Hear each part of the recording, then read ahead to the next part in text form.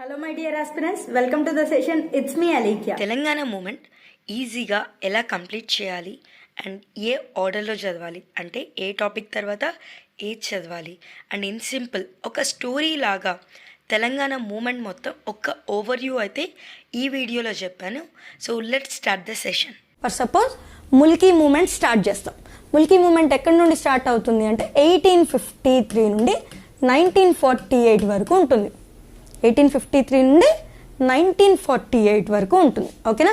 So ఈ ప్రాసెస్లో మనం ఏం చేస్తాము, సాలార్జంగ్ 1 ఎవరు, సాలార్జంగ్ 2 ఎవరు, ఈ టైంలో మూమెంట్ జరిగే టైంలో నిజాం రూలర్స్ ఎవరు, అసలు ఇక్కడ ఏం జరిగింది, ఇవన్నీ కూడా డిస్కస్ చేసుకుంటాం. అండ్ ఫైనల్గా ఏమవుతుంది, హైదరాబాద్ని ఇండియాలో కలపాలి అనుకుంటారు. హైదరాబాద్ని ఇండియాలో కలపాలి అనుకుంటారు. అవునా? సో ఈ హైదరాబాద్ని ఇండియాలో కలపడం కోసం సో సీక్వెన్షియల్గా మనకి ఏం జరిగి ఉంటుంది, జాయిన్ ఇండియా మూమెంట్ జరుగుతుంది. జాయిన్ ఇండియా మూమెంట్ జరుగుతుంది. అండ్ ఇంకొక సైడ్ ఏంటి అంటే, సో హైదరాబాద్ని ఇండియాలో కలపాలి అని ఎక్కువగా ఇష్యూస్ అవుతున్నాయి కదా, ఆ ఇష్యూస్ని కంట్రోల్ చేయడం కోసం ఇండియాతో మంచి రిలేషన్ మెయింటైన్ చేయాలి అని అప్పటి governor general lord mount baton suggestions ఇవ్వడం వల్ల నిజామ్స్ ఇండియాతో ఒక అగ్రిమెంట్కి వస్తారు. ఓకేనా?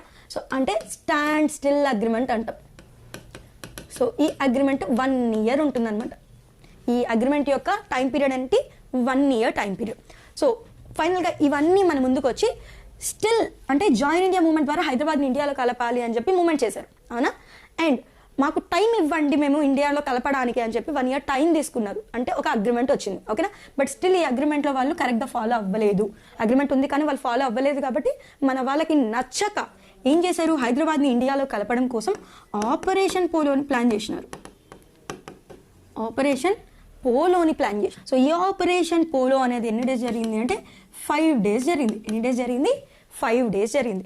ఈ ఆపరేషన్ పోలో ద్వారా మనకి ఏం బెనిఫిట్స్ వచ్చాయి అంటే హైదరాబాద్ అనేది ఇండియాలో కలపడం జరిగింది. ఓకేనా? సో హైదరాబాద్ ఇండియాలో కలిసిపోయింది. సో ఇక్కడ నుండి మనం హైదరాబాద్ ఇండియాలో కలిసింది కదా, సో అంటే దాని అర్థం ఏంటి, నిజాం రూల్ అనేది ఎండ్ అయిపోయింది.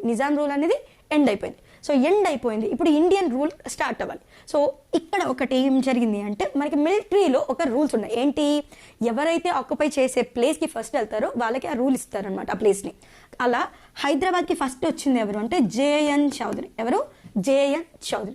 కాబట్టే ఇక్కడ ఏం చేశారు అంటే హైదరాబాద్ని రూల్ చేయడం అనేది ఎవరి చేతికి ఇచ్చారు, జేఎన్ చౌదరికి.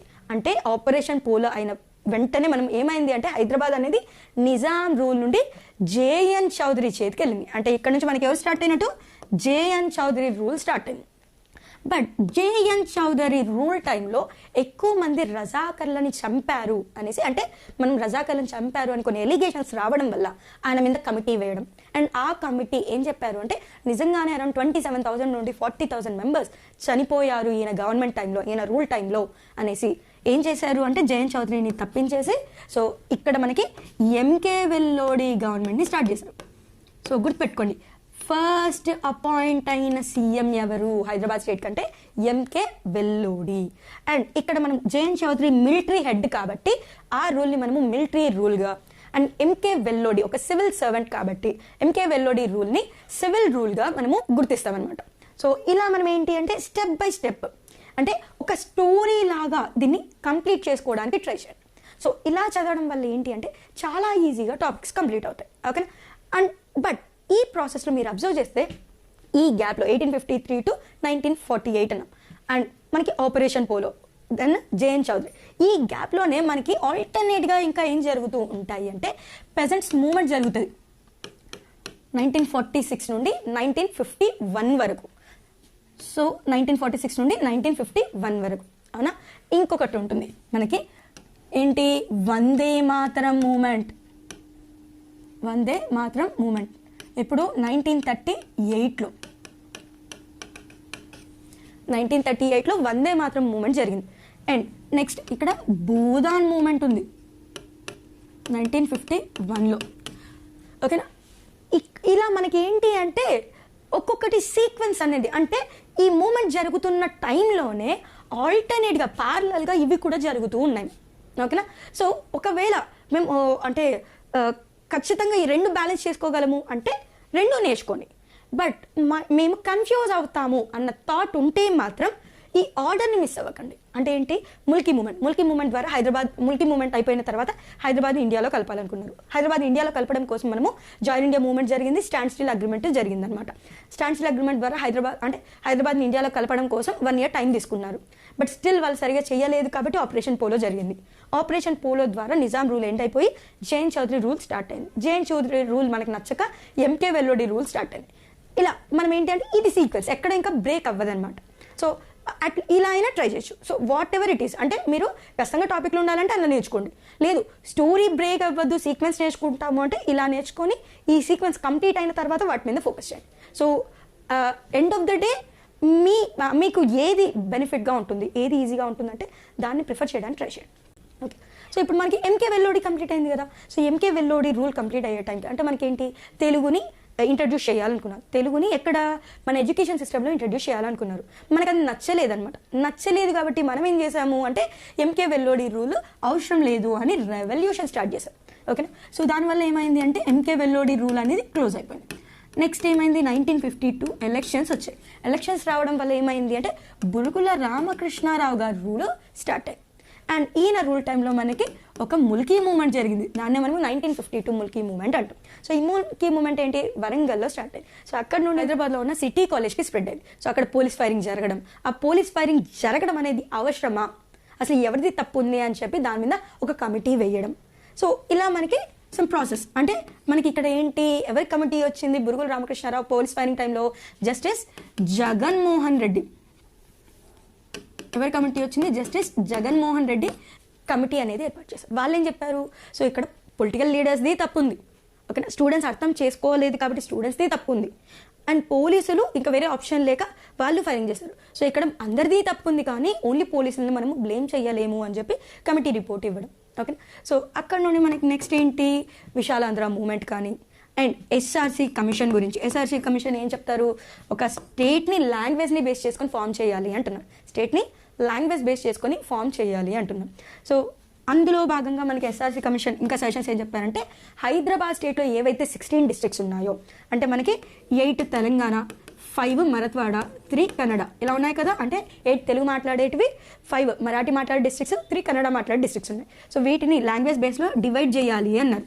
సో డివైడ్ చేసిన తర్వాత మరాఠీ మాట్లాడే వాళ్ళని ఏం చేయాలన్నారు? ముంబై అంటే ప్రజెంట్ మహారాష్ట్రలో కలపమన్నారు. కన్నడ మాట్లాడే వాళ్ళని అప్పటి మైసూర్ ప్రజెంట్ కర్ణాటక స్టేట్లో కలిపేయాలన్నారు. అండ్ ఇక్కడ బ్యాలెన్స్ మనకి ఏం మిగిలాయి? తెలుగు మాట్లాడే తెలంగాణ డిస్ట్రిక్ట్ మాత్రం మిగిలింది. అండ్ ఆల్టర్నేట్గా విశాలాంధ్ర మూమెంట్ కూడా జరిగేది. సో విశాలాంధ్ర మూమెంట్లో భాగంగా ఏమైంది అంటే మెడ్రాస్ నుండి తెలుగు వాళ్ళు సపరేట్ అయ్యి సెపరేట్ ఆంధ్ర ఫామ్ చేసుకున్నారు. అవునా? సో ఇక్కడ మనము తెలుగు మాట్లాడే ఆంధ్ర మిగిలిపోయింది, ఇక్కడ తెలుగు మాట్లాడే తెలంగాణ.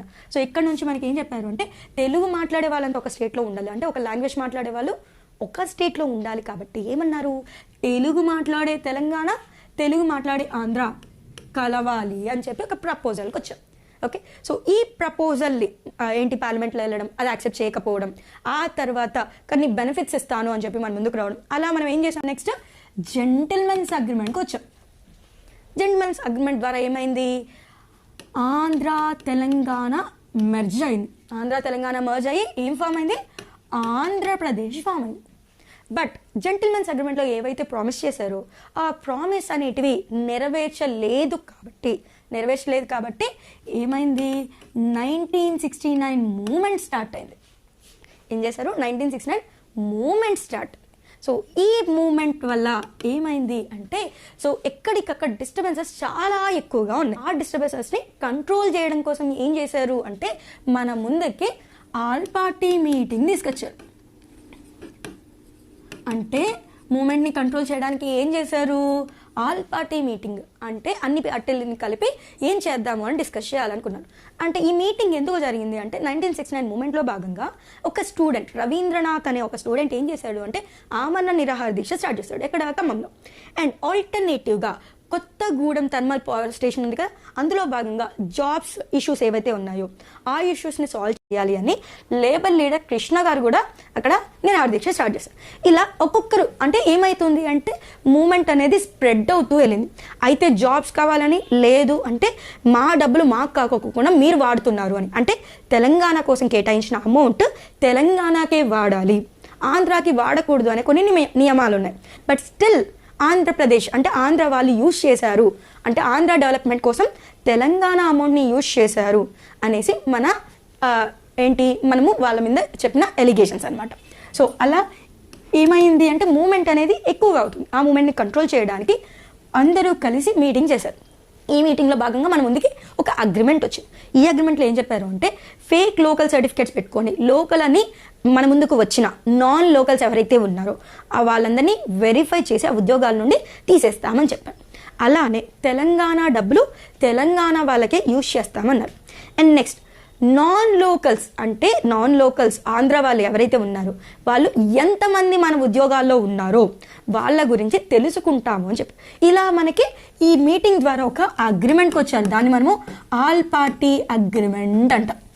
ఓకే, కానీ మన వాళ్ళకి ఏంటి అంటే జెంటిల్మెన్స్ అగ్రిమెంట్ అంత పెద్దది, బట్ స్టిల్ ఏదైతే ప్రామిస్ చేశారో ఆ ప్రామిస్ని మీరు నెరవేర్చినప్పుడు ఈ అగ్రిమెంట్ని మాత్రం మీరు నెరవేరుస్తారని మాకు నమ్మకం లేదు, వి కాంట్ ట్రస్ట్ యూ అని చెప్పారు. అందుకే ఏం చేశారు, ఈ అగ్రిమెంట్ వచ్చినప్పటికీ స్టిల్ మూమెంట్ అనేది ఆగలేదు. కాబట్టి గవర్నమెంట్ ఏం చేశారు అంటే అగ్రిమెంట్ అంటే వీళ్ళు యాక్సెప్ట్ చేయలేదు, కానీ అగ్రిమెంట్లో ఉన్న ఒక మెయిన్ పాయింట్ ఏంటి, ఎవరైతే నాన్ లోకల్స్ ఇక్కడ ఉన్నారో వాళ్ళని వాళ్ళ ప్లేసెస్కి పంపిస్తాము అని చెప్పి ఒక పాయింట్ ఉంది. ఆ పాయింట్ని వాళ్ళు ఏం చేశారంటే జీవో 36గా మన ముందుకు తీసుకొచ్చారు. ఏం చేశారు, జీవో 36గా మన ముందుకు తీసుకొని వచ్చారు. ఓకేనా, సో అలా మన ముందుకి జీవో 36 వచ్చారు. అండ్ జీవో 36 ఏం చెప్తుంది, ఎవరైతే నాన్ లోకల్స్ ఉన్నారో వాళ్ళు మన ప్లేస్ నుండి పంపించేసేయాలి, అంటే వాళ్ళ ప్లేసెస్కి వాళ్ళని పంపించేసేయాలి అని. బట్ స్టిల్ జీవో 36 వచ్చినప్పటికీ కూడా దాని పెద్దగా ఇంప్లిమెంట్ చేయలేదు. అండ్ జీవో 36ని బేస్ చేసుకొని చాలా కేసెస్ అనేది ఫైల్ అయ్యాయి. అంటే ఏంటి, జీవో 36 రావడం వల్ల ఆంధ్రప్రదేశ్ కదా ఇది, ఆంధ్రప్రదేశ్ అన్నప్పుడు ఆంధ్ర అయినా తెలంగాణ అయినా ఒక్కటే అవుతుంది. అలాంటప్పుడు మమ్మల్ని వెళ్ళిపోమ్మని ఎందుకు చెప్తారు, మేము కూడా లోకల్సే అవుతాం కదా అని చెప్పి ఇలా కొన్ని ఆంధ్ర వాళ్ళు తెలంగాణ వాళ్ళు అందరూ కూడా కొన్ని కేసెస్ అనేది ఫైల్ చేయండి. అందులో మనకి కొన్ని జడ్జ్మెంట్స్ ఏమో మనకి ఫేవరబుల్గా అంటే తెలంగాణ వాళ్ళకి ఫేవరబుల్గా రావడం, కొన్ని జడ్జ్మెంట్స్ ఏమో ఆంధ్ర వాళ్ళకి ఫేవరబుల్గా రావడం. సో ఇలా మనకి కొన్ని ఇష్యూస్ అనేటివి జరుగుతూనే ఉన్నాయి జీవో 36లో భాగంగా. అండ్ ఆల్టర్నేట్గా ఇక్కడ ప్రాబ్లమ్స్ ఉన్నాయి. ఆ ప్రాబ్లమ్స్ ఏంటి, ఒకటి సర్ప్లస్ అమౌంట్, అంటే మన దగ్గర ఏదైతే అమౌంట్ ఉందో ఆ అమౌంట్ని మనం ఏం చేశారు, వాళ్ళు తెలంగాణకే వాడాలన్నాం, బట్ వాళ్ళు తెలంగాణకి యూజ్ చేయకుండా వాళ్ళు ఏం చేశారు అంటే ఆంధ్ర డెవలప్మెంట్ కోసం యూజ్ చేశారు. ఇది ఒక పాయింట్. అండ్ ఇంకొక పాయింట్ ఏంటి, మన దగ్గర ఉన్న జాబ్స్ అంటే జెంటిల్మెన్స్ అగ్రిమెంట్ ప్రకారము జాబ్స్ అనేటివి లోకల్ నాన్ లోకల్ అంటే డిఫరెన్స్ అనేది ఉందన్నమాట. అంటే we have to follow 1/3 rule, అంటే 3 జాబ్స్ ఉంటే అందులో ఒకటి ముల్కీ రూల్స్ని బేస్ చేసుకొని ఫాలో అవ్వాలి అన్నారు. అంటే ఒకరు ఖచ్చితంగా తెలంగాణ వాళ్ళు ఉన్నారు, బట్ వాళ్ళు ఏం చేసినారంటే ఆ రూల్ని ఫాలో అవ్వలేదు. అట్ ద సేమ్ టైం ఇంకా ఏం చేశారు అంటే జాబ్స్ అనేటివి ఫిల్ అయిన తర్వాత ఒకవేళ లోకల్ కేటగిరీలో జాబ్స్ ఉంటాయి కదా, ఆ జాబ్స్లో ఫిల్ అవ్వాల్సిన వాళ్ళు లేరు. అంటే ఫర్ సపోజ్ మనకి ఒక 50 జాబ్స్ ఉన్నాయి, బట్ ఒక 30 మెంబర్స్ మాత్రమే ఉన్నారు, ఇంకా 20 మెంబర్స్ మనకి దొరకలేదు అనుకోండి. సో ఆ టైంలో ఈ 20 జాబ్స్ అంటే ఏదైతే ఫిల్ అవ్వాల్సిన జాబ్స్ దొరకనందువల్ల ఆగిపోయాయి కదా, ఈ జాబ్స్ని వేకెంట్గానే ఉంచాలి, ఎవరు ఉండకూడదు అన్నారు. అంటే లోకల్సే ఉండాలి, లేకుంటే అసలు ఆ జాబ్స్ వేకెంట్గా ఉండాలి. కానీ మన వాళ్ళు ఏం చేశారు అంటే ఇందులో నాన్ లోకల్స్కి జాయిన్ చేశారు. అంటే ఏమైంది, మన జాబ్స్ నాన్ లోకల్స్కి వెళ్ళిపోయాయి అనమాట. ఇలా మనకి జాబ్ పరంగా అండ్ సర్ప్లస్ అమౌంట్ పరంగా ఇష్యూస్ వచ్చాయి. ఈ ఇష్యూని క్లియర్ చేయడం కోసం మన ముందుకి కొన్ని కమిటీలు వచ్చాయి అనమాట. ఏవి, లలిత్ కుమార్ కమిటీ అనేసి, ఏంటి లలిత్ కుమార్ కమిటీ, అండ్ ఇంకొకటి వశిష్ఠ భార్గవ కమిటీ. ఓకేనా, సో ఈ రెండు కమిటీల గురించి డిస్కస్ చేసుకుంటాం. ఏమని, లలిత్ కుమార్ కమిటీ ఎందుకు వచ్చింది, ఎంతమంది ఆంధ్ర ఎంప్లాయీస్ మన ప్లేస్లో ఉన్నారు అని తెలుసుకోవడానికి, అంటే నాన్ లోకల్స్ లోకల్గా కన్సిడర్ అయ్యి ఎంతమంది ఉన్నారు. At the same time surplus amount ఎంత ఉంది అనేసి తెలుసుకోవాలి. అంటే ఎప్పటి నుంచి అంటే 1956 ఆంధ్రప్రదేశ్ ఏర్పాటు అయినప్పటి నుండి, ఆంధ్రప్రదేశ్ ఫామ్ అయినప్పటి నుండి ప్రజెంట్ అంటే ఈ కమిటీ వచ్చే వరకు అంటే 1969 వరకు. బట్ ఫినాన్షియల్ ఇయర్ని కన్సిడర్ చేస్తాం కాబట్టి మనం ఏం చేస్తున్నాము అంటే ప్రీవియస్ ఇయర్ అంటే ఎప్పటి వరకు 1968 వరకు చూస్తామన్నమాట. అంటే 31st March 1968 వరకు సర్ప్లస్ అమౌంట్ ఎంత ఉంది అండ్ ఎక్స్పెన్సెస్ ఏంటి ఇవన్నీ కూడా క్యాలిక్యులేట్ చేయాలి అని లలిత్ కుమార్ కమిటీని ఏర్పాటు చేశారు.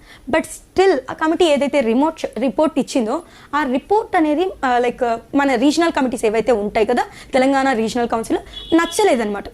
మీరు కరెక్ట్గా ఎస్టిమేట్ చేయలేదు అని చెప్పి సమ్ ఇష్యూస్ రైజ్ అయ్యాయి. ఆ ఇష్యూస్ని సాల్వ్ చేయడం కోసం అప్పటికే మన ముందుకి 8-point ప్లాన్ని తీసుకొచ్చారు. ఏంటి 8-point ప్లాన్ అనమాట. సో ఎవరు తీసుకొచ్చారు అంటే ఇందిరా గాంధీ. ఓకేనా. సో ఈ 8-point ప్లాన్ని బేస్ చేసుకొని అండ్ అంటే ఈ 8-point ప్లాన్లో భాగంగా లలిత్ కుమార్ కమిటీ ఏదైతే ప్రాబ్లం క్రియేట్ చేసింది కదా, అంటే వాళ్ళు ఒక ఎస్టిమేషన్ ఇచ్చారు కానీ మనకు నచ్చలేదు, దానివల్ల ఒక ఇష్యూ క్రియేట్ అయింది కదా, ఆ ఇష్యూని సాల్వ్ చేయడం కోసం 8-point ప్లాన్లో భాగంగా భార్గవ కమిటీ అనేది ఫామ్ అయింది. అంటే ఇన్ సింపుల్ ఏం చెప్పచ్చు, సర్ప్లస్ అమౌంట్స్ని రీక్యాల్కులేట్ చేయడం కోసం, రీవెరిఫై చేయడం కోసం భార్గవ కమిటీ అనేది ఏర్పాటైంది అని చెప్పచ్చు. ఓకే, ఇలా మనకి కమిటీస్ వచ్చేసాయి. అండ్ ఇంకొక ప్రాబ్లం మనకి ఏంటి, నాన్ లోకల్స్ ఉన్నారు అంటున్నాం. అండ్ జీవో 36లో భాగంగా జడ్జిమెంట్స్లో ఒకనొక టైంలో ఏం చెప్పారు అంటే జీవో 36 అన్కాన్స్టిట్యూషనల్ అని, అలానే ముల్కీ రూల్స్ చెల్లవు అని చెప్పి ఇలా మనకి కొన్ని జడ్జిమెంట్స్ వచ్చాయి. సో ఇక్కడ మనం ఏం చేశారంటే ఇంకొక కమిటీని తెచ్చారు. ఏంటి, వాంచు కమిటీ. సో ఈ వాంచు కమిటీ ఎందుకు తీసుకొచ్చారు అంటే ముల్కీ రూల్స్ కాన్స్టిట్యూషనల్ కాదు అంటున్నారు. అంటే ఒకవేళ మనము కాన్స్టిట్యూషన్లో కొన్ని చేంజెస్ చేస్తే అప్పుడు ముల్కీ రూల్స్ చెల్లుతాయి అనే కదా. అంటే దాని అర్థం ఏంటి అంటే to change the constitution, to change or to amend the constitution and let the Mulki rules become constitutional అనేసి ఈ వాంచ్ కమిటీ వచ్చింది. అంటే ఏం లేదండి, ప్రజెంట్ ఉన్న కాన్స్టిట్యూషన్ ప్రకారం ముల్కీ రూల్స్ చెల్లవు అంటున్నారు. అదే ఒకవేళ కాన్స్టిట్యూషన్లో కొన్ని చేంజెస్ చేస్తే ముల్కీ రూల్స్ చెల్లే ఛాన్స్ ఉంది కదా, అందుకోసం ఈ కమిటీ అనేది వచ్చింది. బట్ స్టిల్ ఈ కమిటీ ఏమన్నారు అంటే అందరికీ బెనిఫిట్ ఉండాలి అంటే మేము చేంజెస్ చేయగలము and parliament has that right. But ఒక ప్రిఫరెన్స్ ఒక ల్యాండ్కి మాత్రమే లేదా ఒక లొకేషన్కి మాత్రమే మనం ప్రిఫరెన్స్ ఇస్తూ ఇంకొక లొకేషన్కి అన్యాయం జరుగుతుంది అన్నప్పుడు పార్లమెంట్ కాన్స్టిట్యూషన్ని చేంజ్ చేసే రైట్ని ఉండదు. కాబట్టి ముల్కీ రూల్స్ని అంటే కాబట్టి we can't change the constitution. So Mulki rules cannot be constituted అనేసి ఒక రిపోర్ట్ ఇచ్చారు. సో ఇలా మనం ఏంటి అంటే స్టెప్ బై స్టెప్ నేర్చుకుంటూ వెళ్తామన్నమాట. సో ఎప్పుడైతే ఈ రిపోర్ట్స్ అంటే మనం ఏం చేస్తున్నాము, ఒక ఆర్డర్ అంటే ముల్కీ మూమెంట్ హైదరాబాద్ని ఇండియాలో కలపడం కోసం ఇక్కడ మనం జాయిన్ ఇండియా మూమెంట్ అని, సో టైం కోసం అగ్రిమెంట్ని తీసుకురావడం. నెక్స్ట్ స్టిల్ అగ్రిమెంట్ సక్సెస్ అవ్వకపోవడం వల్ల అంటే అగ్రిమెంట్ అనేది రియాలిటీలో వాళ్ళు సరిగా యూటిలైజ్ చేసుకోకపోవడం వల్ల ఆపరేషన్ పోలో రావడం. ఆపరేషన్ పోలో ద్వారా హైదరాబాద్ ఇండియాలో మర్జ్ అయిపోయింది. మర్జ్ అయ్యాక జేఎన్ చౌదరి రూల్ అనేది స్టార్ట్ అయింది. సో ఆ రూల్ నచ్చక ఎంకే వెల్లోడి రూల్ స్టార్ట్ అయింది. ఎంకే వెల్లోడి రూల్ కూడా మనకి నచ్చలేదు కాబట్టి next Burgula Ramakrishna Rao rule start అయింది. అంటే ఎలక్షన్స్ జరిగాయి. నెక్స్ట్ ఆ టైంలో మనకి 1952 ముల్కీ మూమెంట్ అనేది ఒకటి వచ్చింది. అండ్ ఆ ముల్కీ మూమెంట్లో భాగంగా పోలీస్ ఫైరింగ్ జరుగుతుంది. ఆ పోలీస్ ఫైరింగ్ యొక్క రీజన్స్ని తెలుసుకోవాలి అని మనకు ఒక కమిటీ ఏంటి, justice Jaganmohan Reddy committee. Okay, next తర్వాత ఎస్ఆర్సీ కమిషన్ వచ్చింది. సో ఈ కమిషన్ ఏం చెప్తుంది, లాంగ్వేజ్ని బేస్ చేసుకొని స్టేట్ ఫామ్ అవ్వాలి అంటుంది. At the same time Vishalandhra movement కూడా డిస్కస్ చేస్తుంది. ఈ రెండింటిని బ్యాలెన్స్ చేసుకొని మనకు ఒక ప్రపోజల్ వచ్చింది. ఆ ప్రపోజల్ ద్వారా మన ముందుకు ఏమొచ్చింది, జెంటిల్మెన్స్ అగ్రిమెంట్ చేయకపోవడం వల్ల 1969 మూమెంట్ స్టార్ట్ అవుతుంది. అండ్ ఆ మూమెంట్ని కంట్రోల్ చేయడానికి మనకి ఇదంతా అంటే ఆల్ పార్టీ అగ్రిమెంట్, జీవో 36 రావడం, కమిటీలు రావడం. సో ఇలా మనం ఏం చేస్తామంటే స్టెప్ బై స్టెప్ వీటిని నేర్చుకుంటూ వెళ్తామన్నమాట. ఈ కమిటీ అయిపోయిన తర్వాత వాంచు కమిటీ ఇవంతా కంప్లీట్ అయ్యాక స్టిల్ ఏంటి 1969 మూమెంట్ అనేది కంటిన్యూ అవుతూనే ఉంటుంది. ఇందిరాగాంధీ అండ్ మర్రి చెన్నారెడ్డి మధ్య కొన్ని కన్వర్జేషన్స్ జరగడం. ఏ టైంలో కాసు బ్రహ్మానందరెడ్డి గారి దగ్గరికి ఇందిరాగాంధీ రావడం. తను ఏదైతే ప్రెసిడెంట్ అంటే అప్పుడు ప్రెసిడెంట్ చనిపోయి ఉంటారనమాట. సో కాబట్టి కొత్త ప్రెసిడెంట్ క్యాండిడేట్కి నీ సపోర్ట్ నాకు కావాలి అంటే కాసు బ్రహ్మానందరెడ్డి తనకి సపోర్ట్ చేయకుండా తన ఆపోజిట్ అయిన అప్పటి లీడర్ కాంగ్రెస్ లీడర్ ఎవరు అంటే నిజలింగప్ప గారు. సో తను ఎవరైతే క్యాండిడేట్ని సపోర్ట్ చేస్తున్నాడో తనకి సపోర్ట్ చేయడం. ఇలా కొన్ని కాసు బ్రహ్మానందరెడ్డి అండ్ ఇందిరాగాంధీ మధ్య ఇష్యూస్ రావడం. అట్ ద సేమ్ టైం మర్రి చెన్నారెడ్డి ఎలక్షన్స్లో విన్ అయ్యి ఇందిరాగాంధీతో కొన్ని డిస్కషన్స్ చేయడం. ఇలా కొన్ని ప్రాసెస్ చేయడం వల్ల ఫైనల్గా ఏం చేస్తారు అంటే ఇందిరాగాంధీ గారు కాసు బ్రహ్మానందరెడ్డిని సీఎంగా అంటే ఆ సీఎం పొజిషన్ నుండి రిజైన్ చేయమని ఆర్డర్స్ పాస్ చేస్తారు. అంటే ఇండైరెక్ట్గా మనం ఏం చెప్తాము ఇక్కడ, సీఎంని తీసేశారు అని చెప్పొచ్చు. ఓకేనా. సో ఇప్పుడు మనం ఆ సీఎం పొజిషన్ అనేది వేకేట్ అయింది కదా. సో ఆ వేకెంట్ పొజిషన్ని ఏం చేశారు అంటే అప్పటి education minister and Telangana person అయినా అట్ ద సేమ్ టైం 1969 మూమెంట్ని కంట్రోల్ చేయాలి. సో వీటన్నిటినీ కన్సిడర్ చేసి ఎవరిని, పివి నరసింహారావు గారిని సీఎంగా ఎన్నుకున్నారనమాట. సో ఇలా మనకి 1969 మూమెంట్ అనేది ఎండ్ అయిపోయింది. ఓకేనా. బట్ స్టిల్ ఇక్కడ పివి నరసింహారావు గారు ఎప్పుడైతే సీఎం అయ్యారు, ఈయన ఏం చేస్తారు అంటే, సో తెలంగాణ వాళ్ళని రిప్రజెంట్ చేస్తూ నేను కూడా వాళ్ళ కోసం ఫైట్ చేయాలి అని చెప్పి జీవో 36 కోసం ఫైట్ చేస్తారు. దీనికోసం జీవో 36. ఈ ప్రాసెస్లో ఒకానొక టైంలో జీవో 36 కాన్స్టిట్యూషన్, అంటే ఇంతవరకు మనకి జడ్జ్మెంట్స్ ఏమొచ్చాయి, అన్కాన్స్టిట్యూషనల్ అని జడ్జ్మెంట్స్ వచ్చాయి కదా. సో ఎప్పుడైతే పివి నరసింహారావు ఇన్వాల్వ్ అవుతారో, సో జీవో 36కి ఫేవరబుల్గా జడ్జ్మెంట్ వస్తుంది. సో ఎప్పుడైతే ఆ జడ్జ్మెంట్ వచ్చిందో వెంటనే పివి నరసింహారావు ఏం చేస్తారు అంటే ఒక అనౌన్స్మెంట్ చేస్తారు. ఏమని, so according to this judgements, ఏదైతే జడ్జ్మెంట్ వచ్చిందో, because of that judgement non local should leave this place అని చెప్పారు. ఏమన్నారు, ఎవరైతే నాన్ లోకల్స్ ఉన్నారో వాళ్ళంతా కూడా ఈ ప్లేస్ వదిలేసి వాళ్ళ ప్లేసెస్కి వెళ్ళిపోవాలి అని చెప్పి అనౌన్స్ చేశారు. సో ఈ అనౌన్స్మెంట్ అనేది ఏం చేసింది అంటే, సో మీరు ఒక స్టేట్కి సీఎం అయినప్పుడు లోకల్స్ నాన్ లోకల్స్ అని ఒకే స్టేట్ ప్రజల్ని డిఫర్ చేయడం అనేది కరెక్ట్ కాదు.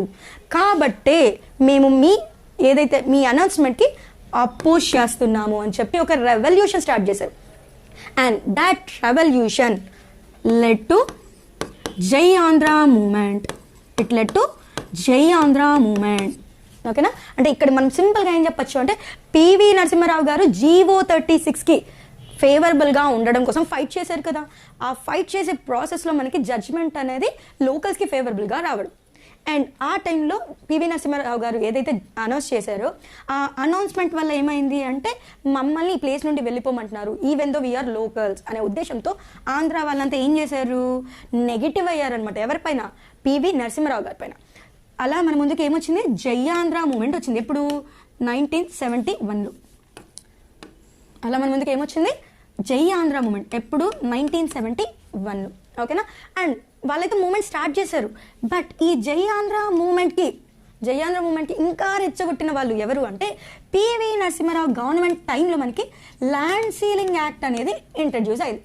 ఓకేనా. ఆ ల్యాండ్ సీలింగ్ యాక్ట్ వల్ల ఏమైంది అంటే, ల్యాండ్ లార్డ్స్ ఎవరైతే ఉన్నారో వాళ్ళు ల్యాండ్స్ అనేది వాళ్ళ కంట్రోల్లోకి తీసుకోవడం అనేది రిస్ట్రిక్షన్ జరిగింది. అంటే కరెక్ట్గా ఇంత ల్యాండే ఉండాలి, అంతకంటే ఎక్కువగా ఉండకూడదు. ఎవరి ల్యాండ్స్ అంటే వాళ్ళు కబ్జా చేయకూడదు. అండ్ ట్రైబల్ పీపుల్ ల్యాండ్స్ ఏవైతే ఉన్నాయో వాళ్ళు నాన్ ట్రైబల్ పీపుల్ తీసుకోకూడదు. బయ్యింగ్, సెల్లింగ్ రెండు కూడా రిస్ట్రిక్షన్స్ జరిగాయి అనమాట.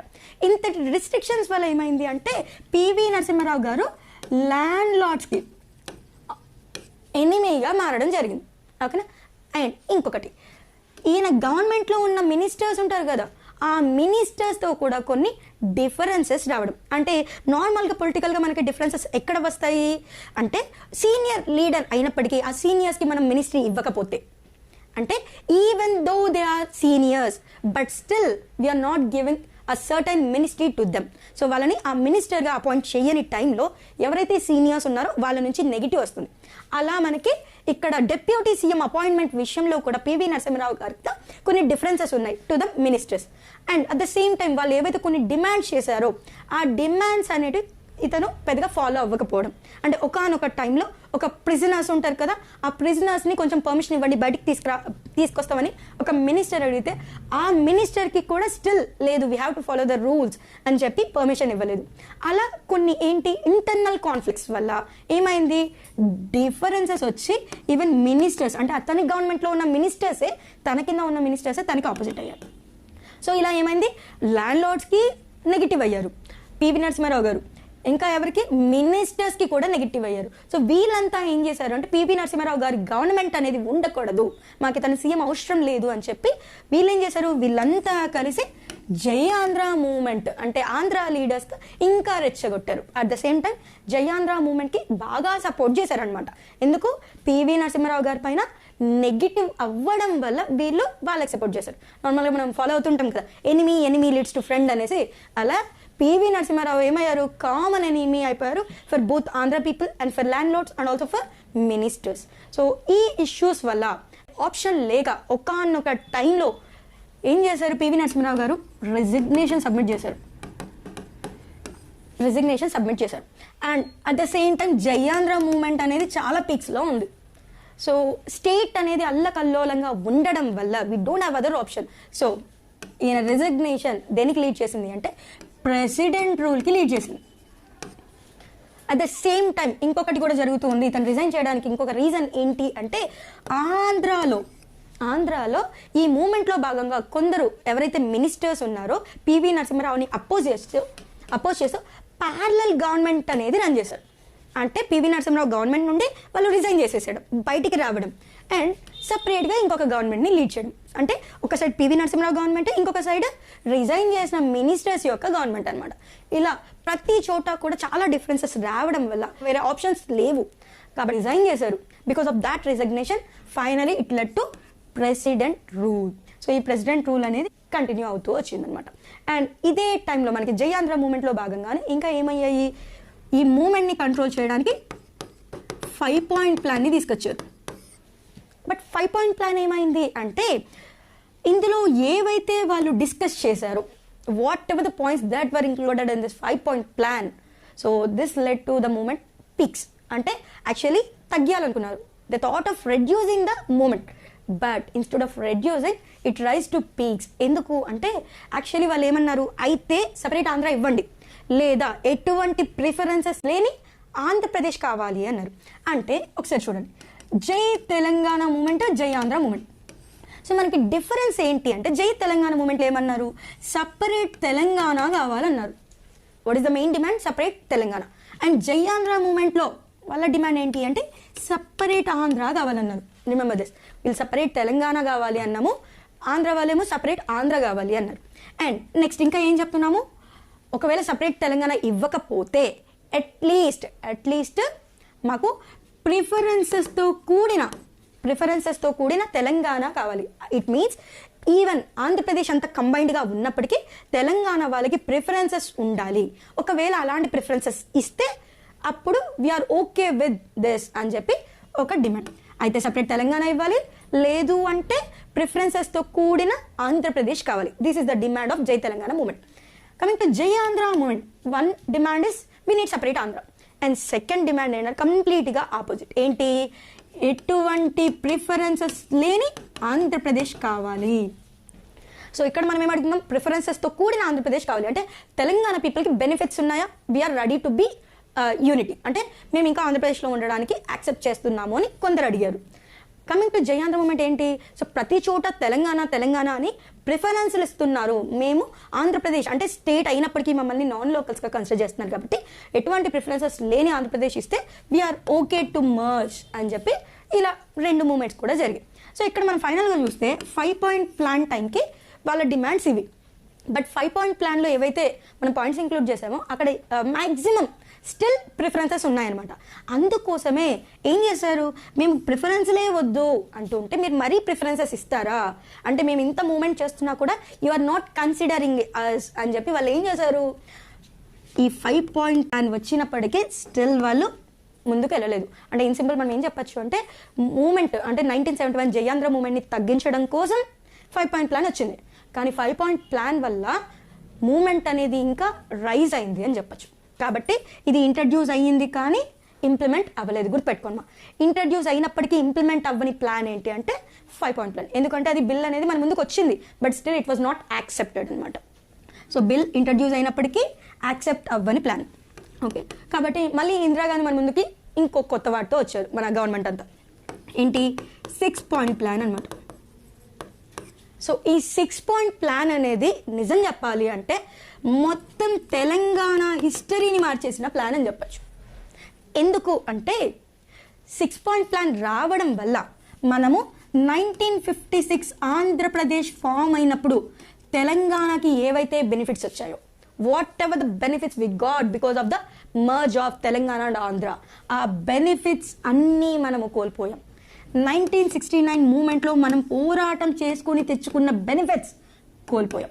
అంటే Mulki rules, Telangana regional council, ఇలా రిజర్వేషన్స్, సో ప్రతిదీ అంటే మనము ఆంధ్ర మర్జ్ అయినప్పుడు, అంటే తెలంగాణ ఆంధ్ర మర్జ్ అయ్యి ఆంధ్రప్రదేశ్ ఫామ్ అయినప్పుడు కానీ 1969 మూమెంట్ కానీ, ఈ రెండిటి టైంలో మనం ఏదైతే బెనిఫిట్స్ తెచ్చుకున్నామో ఆ బెనిఫిట్స్ మొత్తాన్ని కూడా 6 పాయింట్ ప్లాన్ రద్దు చేసింది.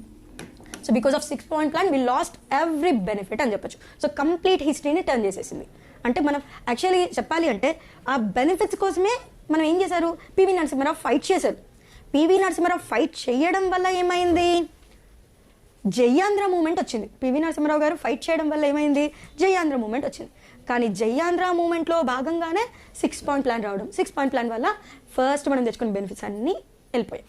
సో మనం ఏం చెప్పచ్చు అంటే 6 పాయింట్ ప్లాన్ని ప్రొటెక్ట్ చేయడం కోసం. ఎందుకు అంటే బికాస్ ఆఫ్ 6 పాయింట్ ప్లాన్ ఏమైంది, మనం 1956లో అంటే ఆంధ్ర అండ్ తెలంగాణ మర్జ్ అయ్యి మనకి ఎప్పుడైతే ఆంధ్రప్రదేశ్ ఫామ్ అయిందో ఆ టైంలో ఏవైతే మనకి బెనిఫిట్స్ వచ్చాయి కదా, అంటే తెలంగాణకి కొన్ని ప్రామిస్ చేశారు. సో ఆ benefits at the same time 1969 movement ద్వారా ఏవైతే మనకి బెనిఫిట్స్ వచ్చాయో ఆ బెనిఫిట్స్ అన్నిటినీ, ఫర్ ఎగ్జాంపుల్ మనకి Mulki rules and Telangana regional కౌన్సిల్ని ఫామ్ చేయడం కానీ, సో ఇలా మనకి ఏవైతే and reservations, preferences to Telangana students, so ఇలా మనకి ఏవైతే బెనిఫిట్స్ వచ్చాయో ఆ బెనిఫిట్స్ అన్నిటినీ కూడా మనము because of 6 point plan loss అవ్వడం జరిగింది. సో ఇంతటి ఇంపాక్ట్ చూపించిన 6 పాయింట్ ప్లాన్కి ఖచ్చితంగా మనము అంటే ప్రొటెక్ట్ చేయాలి అనే ఉద్దేశంతో ఏం చేశారు అంటే the thought of amending the constitution. What is the thing, the thought of amending the constitution. So అలా ఏం చేశారు, ప్రెసిడెంట్కి కొన్ని స్పెషల్ పవర్స్ ఇచ్చారు. ఆ స్పెషల్ పవర్స్ దేనికోసము అంటే to amend the constitution. So అలా మనకి అమెండ్ అయిన కాన్స్టిట్యూషన్ ద్వారా మన ముందుకు ఏమొచ్చింది అంటే 32nd constitutional amendment. 32nd constitutional amendment. And ఈ అమెండ్మెంట్ ద్వారా మనకి యాడ్ అయిన ఆర్టికల్స్ ఏవి అంటే 371D and E. 371D and 371E. So అంటే మనకి అమెండ్మెంట్ అంటే ఏంటి, సో కాన్స్టిట్యూషన్లో ఒక ఆర్టికల్ని యాడ్ చేయడం కానీ లేదా ఒక ఆర్టికల్ని తీసేయడం కానీ, అంటే ఇన్ సింపుల్ ఏవైతే చేంజెస్ చేస్తామో ఆల్రెడీ ఉన్న కాన్స్టిట్యూషన్కి మనం ఏవైతే చేంజెస్ చేస్తామో వాటిని మనము అమెండ్మెంట్స్ అంటున్నాం. సో ఇక్కడ 6 పాయింట్ ప్లాన్ని ప్రొటెక్ట్ చేయడం కోసం అండ్ కాన్స్టిట్యూషనల్ పరంగా 6 పాయింట్ ప్లాన్కి రైట్స్ అనేటివి ప్రొవైడ్ చేయడం కోసం వాళ్ళు అమెండ్మెంట్ అనేది చేశారు. అండ్ ఆ అమెండ్మెంట్ ద్వారా మనకి యాడ్ అయిన ఆర్టికల్ 371D అండ్ 371E. ఓకేనా. అండ్ వీటి ద్వారా మనకు వచ్చినట్వే ప్రెసిడెన్షియల్ ఆర్డర్స్ ఏం చేశారు, ప్రెసిడెన్షియల్ ఆర్డర్స్ని ఇష్యూ చేశారు. అండ్ చాలా ఇంపార్టెంట్ మా ప్రెసిడెన్షియల్ ఆర్డర్స్. ఎందుకు అంటే ప్రెసెంట్ మనం ఏదైతే జోనల్ కేటగిరీస్ అని జాబ్స్ ఏవైతే డివైడ్ అవుతున్నాయి కదా వాటన్నిటికీ మెయిన్ లీడ్ ఎక్కడొచ్చింది అంటే ప్రెసిడెన్షియల్ ఆర్డర్స్ నుండి వచ్చింది. ఎలా అంటే ఈ ప్రెసిడెన్షియల్ ఆర్డర్స్ ద్వారా మనకి ఫస్ట్ మెయిన్ పాయింట్ ఏంటి అంటే జోన్స్ అనేటివి డివైడ్ చేశారు. ఏం చేశారు, జోన్స్గా మన ప్లేస్ని డివైడ్ చేయడం జరిగింది. అంటే ఏం చెప్తున్నారు అంటే 4 years నువ్వు ఒక జోన్లో ఉంటే ఆ జోన్కి నువ్వు లోకల్ అవుతావు అండ్ మిగిలిన జోన్స్కి నువ్వు నాన్ లోకల్ అవుతావు. అంటే according to this we can say if you have stayed in one place or in one zone for 4 years, then you are considered as local to that zone, and at the same time you are considered as non-local to other zones. అలా మనకి ఇక్కడ ఎన్ని Jones వచ్చాయంటే 6 Jones వచ్చాయి. ఎన్ని Jones, 6 జోన్స్గా మన place అనేది divide అవ్వడం జరిగింది. దీనికి రీజన్ ఏంటి అంటే మనం ప్రతిసారి కూడా ఏం చెప్తున్నాము అంటే ఆంధ్ర, తెలంగాణ అనే క్లాసిఫికేషన్ వస్తుంది. బట్ ఇన్ సింపుల్ మనం ఏం చేయాలి, ఇక్కడ ఆంధ్రప్రదేశ్ అంటే ఒక స్టేట్ అయినప్పటికీ కూడా స్టిల్ రీజనల్ డిఫరెన్సెస్ అనేటివి ఎక్కువగా రైజ్ అవుతున్నాయి. మెయిన్ రీజన్ బిహైండ్ దట్ అంటే జాబ్స్ అని చెప్పచ్చు. అంటే ప్రతి చోట కూడా ఏంటి మన జాబ్స్లో వాళ్ళు ఉంటున్నారు అనే ఒక మెయిన్ రీజన్ని మనం ఇక్కడ కన్సిడర్ చేయొచ్చు. సో దానివల్ల ఏమవుతుంది అంటే జస్ట్ బికాస్ ఆఫ్ జాబ్స్, మన జాబ్స్లో వాళ్ళు ఉన్నారన్న ఒక పాయింట్ వల్ల మనము రీజనల్ డిఫరెన్సెస్ అనేది రైజ్ అవుతుంది అనేది కూడా చెప్పచ్చు కదా. కాబట్టి ఆ డిఫరెన్సెస్ ఉండకూడదు. అంటే ఎక్కడ ఉన్న వాళ్ళు అక్కడే ఒకవేళ జాబ్ చేస్తే అప్పుడు ఇలాంటి డిఫరెన్సెస్ అనేటివి ఉండవు కదా అనేసి వాళ్ళు ఏం చేశారు, జోన్స్ అనేటివి మన ముందుకు తీసుకొచ్చారు. And because of this zones ఏమవుతుంది, నువ్వు ఆంధ్ర అయినా తెలంగాణ అయినా డజంట్ మ్యాటర్, జస్ట్ నువ్వు అసలు ఏ జోన్లో ఉన్నావు అనేది మాత్రమే వాళ్ళు కన్సిడర్ చేస్తారు. సో దీనివల్ల ఏమవుతుంది, ఈ రీజనల్ డిఫరెన్సెస్ అనేటివి వెళ్ళిపోతాయి. And coming to the jobs, ఖచ్చితంగా నువ్వు ఏ జోన్కి సంబంధం ఉంటే ఆ జోన్లో మాత్రమే నీవు జాబ్ అనేది చేయాల్సి ఉంటుంది. ఇలా సంహౌ మన రీజనల్ డిఫరెన్సెస్ అనేవి పోతాయి అన్న ఉద్దేశంతో మనకి ఈ ప్రెసిడెన్షియల్ ఆర్డర్ ద్వారా ఏం చేశారంటే జోన్స్ అనేటివి క్రియేట్ చేశారు. బట్ స్టిల్ వాళ్ళు క్రియేట్ అయితే చేశారు కానీ ఇక్కడ ప్రెసిడెన్షియల్ ఆర్డర్ మనకి 1975లో వచ్చింది. ఓకేనా? సో 1975 నుండి 1984 అంటే ఈ 9 ఇయర్స్ మనము ఒక బ్లాక్ పీరియడ్ లాగా కన్సిడర్ చేయొచ్చు. 9 ఇయర్స్ని బ్లాక్ పీరియడ్ లాగా. ఎందుకు బ్లాక్ పీరియడ్గా కన్సిడర్ చేయొచ్చు అంటే, సో మనం ఏమనుకున్నాము, ప్రెసిడెన్షియల్ ఆర్డర్ వచ్చింది కదా, సో ఏ జోన్ వాళ్ళు ఆ జోన్లోనే జాబ్ చేస్తారు కదా, కాబట్టి మనకి ఎటువంటి ప్రాబ్లం ఉండదు, లోకల్ నాన్ లోకల్ అంటూ ఎటువంటి గోలా ఉండదు అనుకున్నాం. కానీ ఇక్కడే ఏం చేశారు అంటే, నార్మల్గా మనకి లోకల్స్ అండ్ ఓపెన్ కేటగిరీ అని మాత్రమే రిజర్వేషన్ ఉండేది. అంటే మనకి ఎక్కడా కూడా రిజర్వేషన్లో ఓన్లీ నాన్ లోకల్ అనే వర్డ్ని యూజ్ చేయలేదు. మనము ఎప్పుడు కూడా రిజర్వేషన్లో నాన్ లోకల్ అనే వర్డ్ని యూజ్ చేయలేదు. మనం జస్ట్ ఏం చూసేవాళ్ళము, లోకల్ లేదా ఓపెన్ కేటగిరీ అనే మాత్రమే మనకి రిజర్వేషన్ అనేది ఉండేది. బట్ ఇక్కడ 1975 నుండి 1984 పీరియడ్లో వాళ్ళు ఏం చేశారు అంటే, లోకల్ రిజర్వేషన్ అయితే ఓకే, బట్ ఈ ఓపెన్ కేటగిరీ రిజర్వేషన్ ఉంది కదా, అంటే ఓపెన్ కేటగిరీలో బోత్ ఆంధ్ర అండ్ తెలంగాణ ఇద్దరు కూడా కాంపీట్ చేసి ఎవరైతే క్యాపబుల్ ఉన్నారో వాళ్ళు వెళ్ళిపోయారు. కానీ ఈ 1975 నుండి 84 పీరియడ్లో మాత్రం ఏమైంది అంటే, స్లోగా మనకి తెలియకుండానే ఓపెన్ కేటగిరీ రిజర్వేషన్ని నాన్ లోకల్ కేటగిరీ రిజర్వేషన్గా కన్వర్ట్ అయిపోయింది. అంటే ఏం చేశారు, పేరుకేమో ఓపెన్ కేటగిరీ అని చెప్తూ మన ఇండర్గా అంటే లోకల్ మాత్రం ఏం చేశారు, నాన్ లోకల్ వాళ్ళకి జాబ్స్ ఇవ్వడం స్టార్ట్ చేశారు. అండ్ అలానే ఇల్లీగల్ ట్రాన్స్ఫర్స్ అనేది చాలా ఎక్కువగా జరిగాయి. ఇలా ప్రతి చోట కూడా ప్రెసిడెన్షియల్ ఆర్డర్స్లో ఏవైతే మెన్షన్ చేశారో వాటిని కరెక్ట్గా ఇంప్లిమెంట్ చేయలేదు. Just because of not implementing the presidential orders మనం ఏం చెప్పచ్చు అంటే, 1975 నుండి 84 వరకు అరౌండ్ 50,000 జాబ్స్ అంటే ఇన్ సింపుల్ నాన్ లోకల్స్ తయారయ్యారు. సో అంతకుముందు మనము జస్ట్ ఒక 100s, 1000s అని చెప్తుంది. బట్ ఇక్కడికి వచ్చేసరికి 50,000 కంటే ఎక్కువ మంది నాన్ లోకల్స్ ఉండిపోయారు. అంటే పేరుకేమో ప్రెసిడెన్షియల్ ఆర్డర్ అని చెప్తూ ఇండైరెక్ట్గా ఏం చేశారు, నాన్ లోకల్స్కి జాబ్స్ ఇవ్వడం స్టార్ట్ చేశారు. సో ఈ సిచ్యువేషన్ అనేది మనకి క్లారిటీ వచ్చింది. సో దీనివల్ల ఏమైంది అంటే, వెంటనే కంప్లైంట్ స్టార్ట్ చేశారు. ఎవరు, మన తెలంగాణకి సంబంధించిన ఎన్జిఓస్ ఉంటారు కదా, సో ఆ ఎన్జిఓస్ అంతా కలిసి ఏం చేశారు అంటే, అప్పటి ఎన్టీఆర్ గవర్నమెంట్ 1984 అంటే మనకి ఎవరి గవర్నమెంట్ ఉండేది, ఎన్టీఆర్ గవర్నమెంట్ ఉండేది. సో ఏం చేశారు అంటే ఎన్టీఆర్కి కంప్లైంట్ చేశారు. ఏమని, మీరు ప్రెసిడెన్షియల్ ఆర్డర్ అంటున్నారు కానీ ఆ ప్రెసిడెన్షియల్ ఆర్డర్ అనేది కరెక్ట్గా ఇంప్లిమెంట్ అవ్వట్లేదు. సో ఇంప్లిమెంట్ అవ్వట్లేదు కాబట్టి చాలామంది నాన్ లోకల్స్ జాబ్స్లో సెటిల్ అయిపోయారు. కాబట్టి వాటిని ఒకసారి మీరు వెరిఫై చేయండి, ప్రెసిడెన్షియల్ ఆర్డర్స్ని కరెక్ట్గా ఇంప్లిమెంట్ చేయండి అని కంప్లైంట్ చేశారు. ఈ కంప్లైంట్ ఎప్పుడైతే వచ్చిందో వెంటనే ఏం చేశారు, ఎన్టీఆర్ గారు ఒక కమిటీని ఏర్పాటు చేశారు. What is that committee, that is Jayabharat Reddy committee. ఏం కమిటీ అది, జయభారత్ రెడ్డి కమిటీ. ఈ కమిటీ ఎందుకు ఏర్పాటు చేశారు అంటే, సో ప్రెసిడెన్షియల్ ఆర్డర్స్లో ఏవైతే రూల్స్ ఉన్నాయో వాటిని సరిగా ఇంప్లిమెంట్ చేయట్లేదు అనే కంప్లైంట్ రావడం వల్ల ఈ కమిటీని ఏర్పాటు చేశారు. And at the same time వల్ల ఎలిగేషన్స్ ఏంటి అంటే, ఏవైతే రూల్స్ ఆంధ్ర వాళ్ళ కోసం అంటే ఆంధ్ర వాళ్ళకి బెనిఫిట్ అవుతాయో ఆ రూల్స్నేమో ఇంప్లిమెంట్ చేస్తున్నారు. అంటే ఆంధ్ర వాళ్ళకి బెనిఫిట్ అవుతాయి అంటే ఆ రూల్స్ ఏమో ఇంప్లిమెంట్ అవుతున్నాయి, కానీ తెలంగాణ వాళ్ళకి బెనిఫిట్ అవుతుంది అంటే మాత్రం ఆ రూల్స్ని అయితే పోస్ట్పోన్ చేస్తున్నారు, అంటే ఆ వర్క్ని పోస్ట్పోన్ చేస్తున్నారు. లేదు అంటే ఆ రూల్స్ని పెద్దగా ఇంప్లిమెంట్ కూడా చెయ్యనివ్వట్లేదు అనమాట. సో ఇలాంటి అన్నీ కూడా ఇంక్లూడ్ చేసి ఏం చేశారు, ఒక మెమరాండమ్ని సబ్మిట్ చేశారు. మెమరాండమ్ అంటే like nothing but what ever the complaints we have, ఆ కంప్లైంట్స్ అన్నిటిని ఒక లిస్ట్ ద్వారా వీళ్ళకి కంప్లైంట్ చేయడం జరిగింది. సో ఇప్పుడు మనకి ఏం చేశారు, జయ భారత్ రెడ్డి కమిటీని ఏర్పాటు చేశారు. And remember this Jaya Bharat Reddy committee is also known as officers committee.